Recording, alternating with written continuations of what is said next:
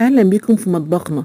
النهارده هنعمل مع بعض صينيه بطاطس، بس عايزه اقولك طعمها وريحتها في حته تانية خالص. صدقيني بجد صينيه بطاطس ملهاش حل، ريحه ولون وطعم بتهيألي ما كلتهوش قبل كده.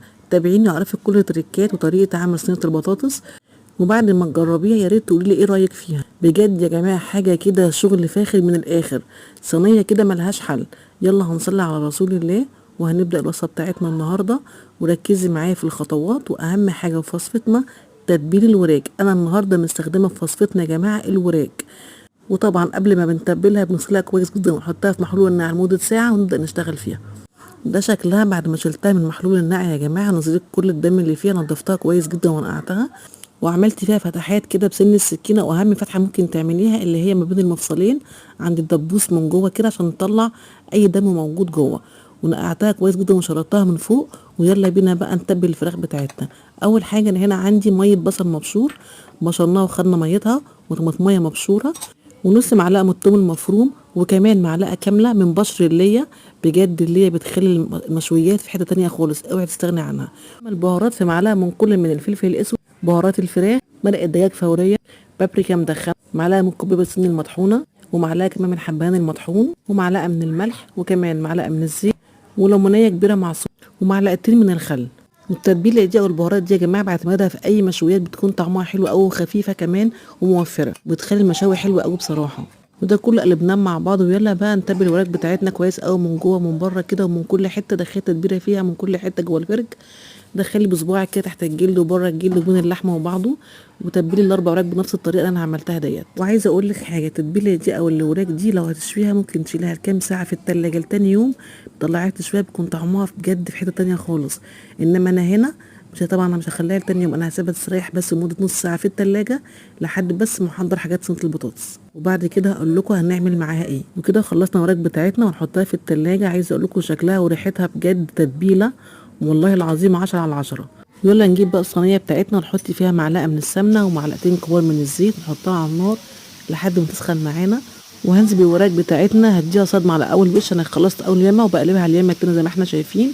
بديها صدمه كده بتاعتها بالتتبيله بتاعتها كده باللي فيها كل بهرسها، نازل منها كل الزفاره بتاعتها وكل البهرس اللي فيها. وبعد كده هضيف لها بقيه التتبيله بتاعتنا بعد ما قلبتها من على الوش الاولاني.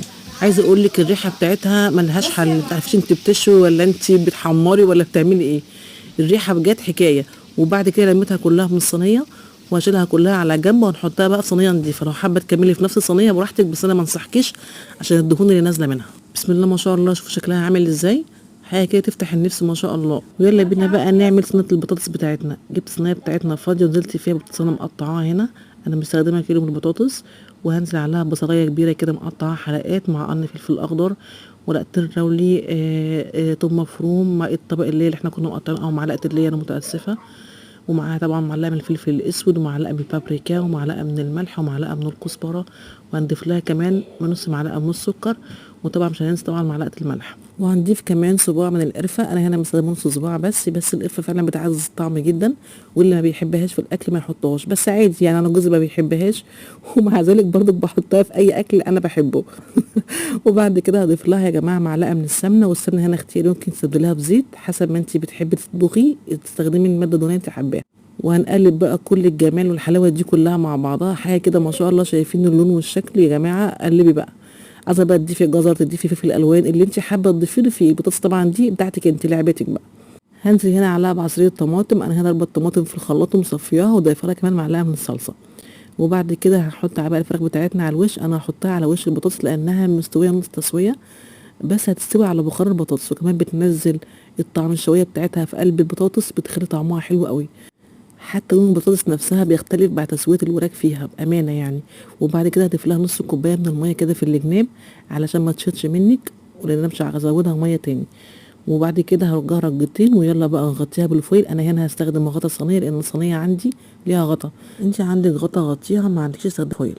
وبعد كده احطها في الفرن على حراره 220 من تحت لحد ما تستوي تماما. وبعد كده اطلعها ارفعها على الشوايه، بس طبعا بنشيل معلقه الفويل ونحطها تحت الشوايه. بتاخدش معاكي 10 دقايق بتكون باللون ده. عايزه اقولك بجد طعمها حلو جدا، لازم تجربيها وتعتمدي الخطوات ديت. ولو هتحطي فيها وراك لازم تعملي وراك بالطريقه دي علشان الزفاره. ما زفرش البطاطس او تخلي طعمها يجزع، وكمان بتنزلي كل الدسامه اللي جواها. مش محتاجه اقولك ان الشكل بيغني عن الكلام. وبقدمها مع رز بشعريه وكمان شوربه لسان عصفور وطبق صغير كده من سلطه.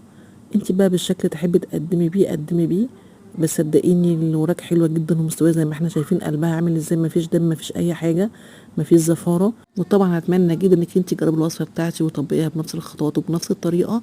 ولو في حاجه عندك مش واضحه اكتبي لي في الكومنتات وهرد عليكي.